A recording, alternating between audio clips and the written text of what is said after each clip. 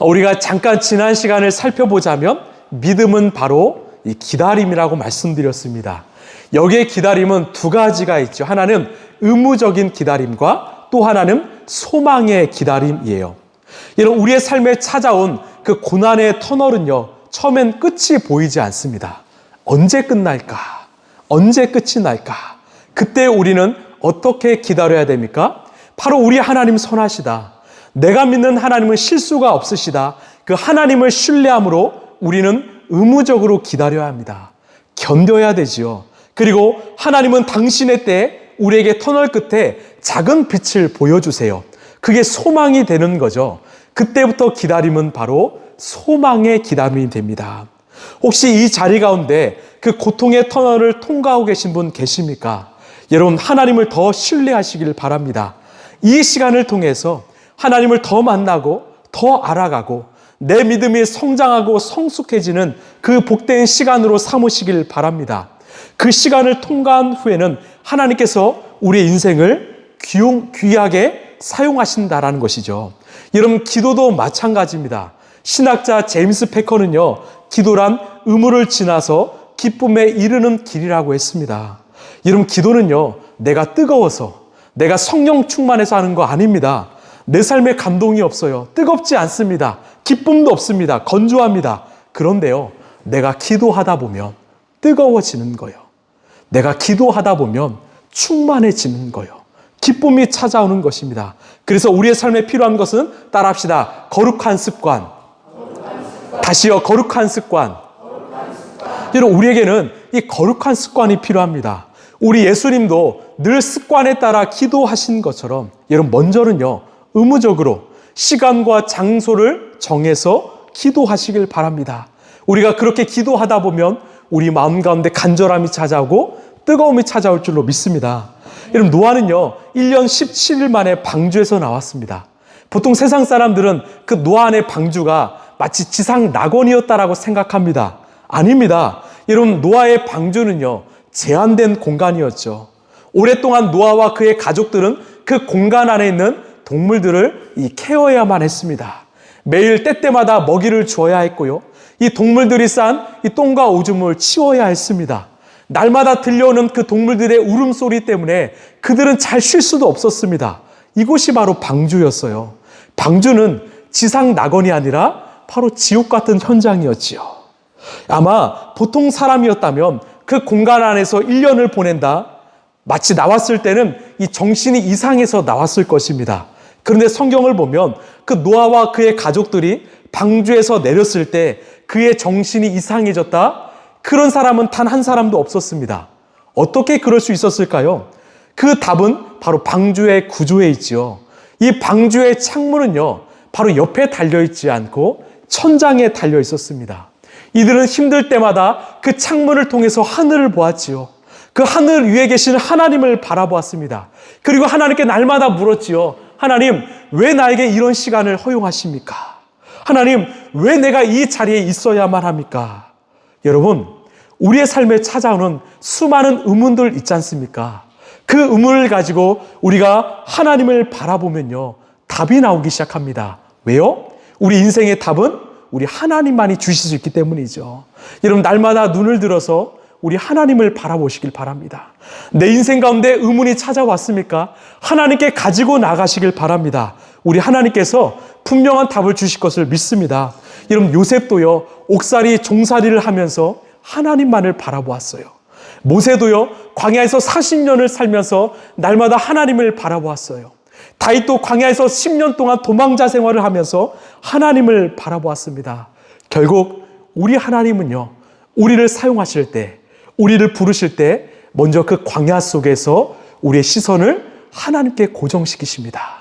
하나님을 바라보는 자만이 하나님의 귀한 역사의 도구로 쓰임받을 수 있다는 것을 여러분 믿으시고 날마다 하나님께 우리 시선을 고정시키는 저와 여러분 되길 간절히 소망합니다.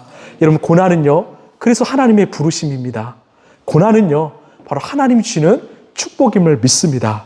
여러분, 고난이 찾아올 때마다 납작 엎드리시고요, 내 영혼의 창을 통해서 하나님을 바라보시길 바랍니다.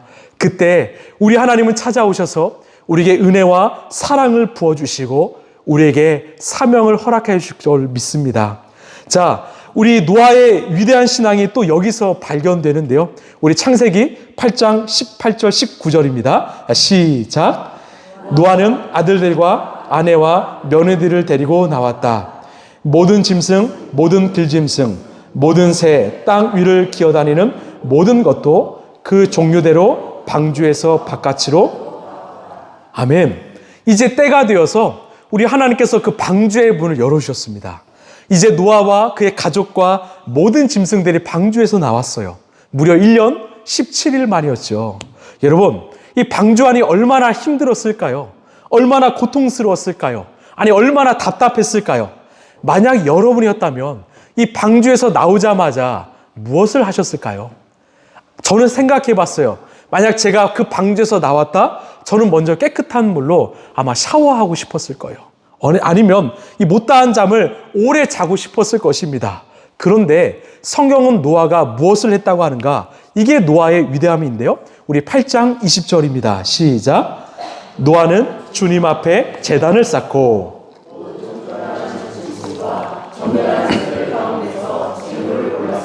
제단 위에 번제물로 바쳤다. 아멘. 여러분, 노아는요, 그 고난의 현장을 통과하자마자 제단을 쌓고 하나님을 예배했다고 말합니다. 가장 인간적으로 쉬고 싶고 정신적으로 심적으로 가장 해이해지고 싶은 그 타이밍에 노아는요, 하나님을 택했다는 것이죠. 이런 어떻게 그럴 수 있었을까요? 바로 그 인생 속에서 하나님을 주인 삼았기 때문입니다. 자신의 모든 것을 하나님께 내어드렸기 때문이죠. 노아의 우선순위 전부는 바로 하나님이었기 때문입니다. 여러분, 우리도 그랬으면 좋겠습니다. 내 인생의 주인이 내가 아니라 하나님이 되시길 간절히 소망합니다. 여러분, 그런 사람은요, 내가 기쁨의 순간에도, 아니 절망과 낙심의 순간에도요, 변함없이 하나님을 택하고 하나님을 예배할 수 있는 거예요. 어떤 어려움이 순간이 찾아올 때 하나님을 택하는 것이 아니라 내 삶을 하나님께 드리고 내 삶의 주인이 하나님심을 인정하는 사람만이 하나님을 그 위기의 순간에도 택할 수 있다는 겁니다. 여러분, 그런 인생을 하나님이 책임지지 않으실까요? 그래서 우리 하나님은 그 노아를 인류의 두 번째 시조로 사용하셨지요. 이제 노아를 통해서 새 창조의 역사가 시작되는데 우리 오늘 말씀 1절 읽겠습니다. 시작. 하나님이 노아와 그의 아들들에게 복을 주시며 말씀하셨다. 생육하고 번성하여 땅에 충만하여라. 아멘. 자, 예배를 마치고 하나님께서 이 노아에게 가장 먼저 하신 일은요, 어떤 일을 시키신 게 아니라 바로 복을 주신 일이라고 말합니다. 여러분, 우리가 믿는 하나님은요, 우리에게 복을 주시는 분이십니다. 여러분, 믿으십니까? 복을 주시길 원하세요. 여러분, 왜 복을 주실까요? 우리 인간은 하나님이 주시는 그 복 안에서만이 인간답게 살 수 있기 때문에 그래요. 그 복을 벗어나는 순간은 우리 인간성을 상실할 수밖에 없기 때문이죠. 그래서 가장 먼저 복을 주십니다. 창세기에서 아담과 하와를 지으시고 가장 먼저 복을 주신 것도 마찬가지죠. 그럼 어떤 복을 주시는가? 1절 말씀을 보시면 하나님께서 이들에게 복을 주시며, 이 중요한데요, 그 다음이요, 말씀하셨다라고 말합니다. 여러분, 이 진짜 복은요, 우리가 흔히 생각하는 어떤 돈이나 뭐 요즘은 건물이나 어떤 명예나 어떤 인기나 이런 세상에서 흔히 말하는 복이 아니라 가장 먼저는 바로 하나님의 말씀이 나에게 들리는 것입니다. 하나님의 말씀이 내 귀에 들리고 내가 그 말씀대로 행하는 것이 바로 복이라는 거죠. 여러분, 아멘이십니까? 여러분, 당연하지 않을까요? 정말 세상을 창조하시고 주관하시는 그 하나님의 말씀이 나에게 들리는 거예요. 남들은 들리지 않지만 나에게는 들리기 시작합니다. 그리고 내가 그 말씀대로 살아간다. 그 말씀이 내 삶을 통해서 이루어진다. 여러분, 이것만큼 복된 인생은 어디 있습니까? 여러분, 기억하십시오. 우리 하나님께서 우리 인간에게 주신 최초의 복이자 최고의 복은요, 내 귀에 하나님의 말씀이 들리고 우리의 삶을 통해서 하나님의 말씀이 이루어지는 것을 여러분 믿으시길 바랍니다. 이것이 복이라는 거예요. 자, 하나님 어떤 것을 말씀하셨는가? 바로 생육하고 번성하여 땅에 충만하여라 말씀하시죠. 이것은 아담과 하와에게도 주신 첫 번째 복이었죠. 이런 왜 우리 하나님께서 우리 인간을 향해서 너희들 생육하고 또 번성하길 또 충만하길 원하실까요?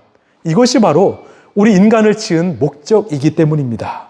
생육하고 번성하여 땅에 충만하여라. 이것을 다른 말로 바꿔 말하면 바로 하나님 나라의 확장입니다. 하나님 나라의 확장이에요. 단순히 인구가 많아지고 어떤 세상의 부유함이 넓어지는 것이 아니라 에덴에서 시작된 하나님 나라가 이 땅 가운데 우리 인간을 통해서 확장되길 바라시는 겁니다. 여러분 믿으십니까? 그것이 우리에게 주신 사명이라는 거죠. 하나님께서는요, 당신과 바른 관계를 맺는 사람을 통해서 이 세상에 하나님 나라가 확장되길 바라시는 거예요. 우리를 통해서 우리의 가족들, 우리의 부모와 우리의 자녀들, 우리의 이웃들에게 하나님을 향한 그 믿음이 점점 흘러가길 바라신다라는 거죠. 이것이 우리를 부르신 목적입니다. 생육하고 번성하여 이 땅에 충만하라. 즉 하나님 나라가 확장되길 바라신다라는 거죠. 이것을 위해서 저와 여러분을 부르셨음을 믿으시길 바랍니다. 또는 우리 라이프처치를 이 땅에 세우셨음을 믿으시길 바랍니다. 우리 함께 꿈을 꿨으면 좋겠어요. 우리만 잘 먹고 잘 사는 잘 되는 인생이 아니라 우리 교회가 막 커지는 그런 꿈이 아니라 이 땅에 하나님 나라가 많아지고요. 이 땅에 하나님 백성이 많아지는 그런 하나님의 꿈이 이루어지는 우리 교회가 우리의 인생이 되길 간절히 소망합니다. 우리 2절, 3절 말씀입니다. 시작. 땅에 사는 모든 짐승과 공중에 나는 모든 새와 모든 물고기가 너희를 두려워하며 너희를 무서워할 것이다. 내가 이것들을 다 너희 손에 맡긴다. 살아 움직이는 모든 것이 너희의 먹거리가 될 것이다. 내가 전에 푸른 채소를 너희에게 먹거리로 준 것 같이 내가 이것들도 다 너희에게 준다. 아멘. 우리 하나님이 복을 주시고 감사한 건요, 우리 인간에게 당신의 세상을 맡기신다고 말씀하세요. 다 너희에게 준다. 여러분 이게 얼마나 은혜일까요? 이 보잘것없는 우리 인생에 하나님께서는 당신의 일을 맡겨주신다라는 거예요. 이것이 참 큰 복입니다. 제가 초등학교 4학년 때 그 2학년을 담임하시는 선생님께서 저를 혼자 부르셨습니다. 이 선생님은 제가 1학년 때 제 담임 선생님이었거든요. 저를 부르셔서 이 자기 반의 학생들 중에 이 공부를 좀 잘 못하는 학생들이 있었어요. 그 학생들을 이 방과 후에 너가 좀 가르쳐 줄 수 있겠느냐, 이런 말씀을 하셨어요. 제가 그 부탁을 들었을 때 어땠을까요? 참 감격스러웠습니다. 아니 많은 학생들이 있는데 나에게 이런 일을 맡겨주신다? 정말 나를 믿어주신다? 얼마나 감사한지 몰라요. 그것을 다 끝나고 나면 늘 맛있는 간식을 주시곤 했습니다. 그렇습니다. 여러분 우리가 뭐라고요? 하나님께서 우리에게 당신의 영광스러운 일을, 당신의 귀한 일을 맡기실까요? 그래서 우리는 순종하길 원합니다. 우리 인생이 정말 하나님의 손과 발이 되길 간절히 소망합니다. 그것이 바로 가장 복된 인생이 아닐까 싶습니다. 우리 8절, 9절 말씀입니다. 시작. 하나님이 노아와 그의 아들들에게 말씀하셨다. 이제 내가 너희와 너희 뒤에 오는 자손에게 직접 언약을 세운다. 아멘. 자, 7절까지는 하나님과 노아 사이의 1대1의 언약이라면 이제 8절부터는 하나님은요, 노아뿐만 아니라 그의 아들들과 이 언약을 맺기 시작하십니다. 무슨 의미일까? 여러분, 노아와 그의 아들들은요, 이 방주 안에서 약 1년의 시간을 보냈습니다. 그 안에서 뭐 했을까요? 서로 놀았을까요? 싸웠을까요? 아니요. 노아는요, 그 아들들과 함께 바로 믿음의 시선으로 하나님을 바라보았던 거예요. 그 아들들은 그 아버지를 보았습니다. 아버지가 힘들 때마다 또 아침에 일어나고 잠자는 그 순간마다 하나님을 바라보는 그 모습을 보았던 거죠. 그 아버지의 믿음이 그 아들들에게 흘러갔습니다. 이 아들들이요, 그 방주 안에서 믿음이, 신앙이 성장했어요. 이제 하나님의 말씀을 들을 귀가 열린 것이죠. 그래서 이제는 한 자리에 함께 앉아서 하나님의 말씀을 경청하게 된 것입니다. 여러분, 우리 교회가 이 온 세대의 예배 함께 드리는 것은요, 어쩌면 부모와 자녀가 함께 하나님의 말씀을 듣는 시간이요, 이 부모의 신앙을 보면서 우리의 자녀들도 그 신앙을 받아 먹으며 성장하는 그런 믿음의 시간이 되길 바라는 마음으로 우리는 함께 예배를 드립니다. 우리 안에 부모의 믿음이 자녀에게 잘 흘러가는 그런 믿음의 전수가 있는 교회가 되길 간절히 소망합니다. 자, 우리 11절 12절입니다. 시작. 너희와 함께 있는 살아 숨쉬는 모든 생물 곧 너와 함께 방주에서 나온 새와 집짐승과 모든 들짐승에게도 내가 언약을 세운다. 내가 너희와 언약을 세울 것이니 다시는 홍수를 일으켜서 살과 피가 있는 모든 것들을 없애는 일이 없을 것이다. 땅을 파멸시키는 홍수가 다시는 않을 것이다. 아멘. 이제 사람만이 아니라 하나님께서는 이 짐승들과도 언약을 맺으십니다. 무슨 말일까요? 우리 하나님께서 원하시는 온전한 회복은요, 우리 인간만의 회복이 아니라 온 피조 세계의 회복이라는 거예요.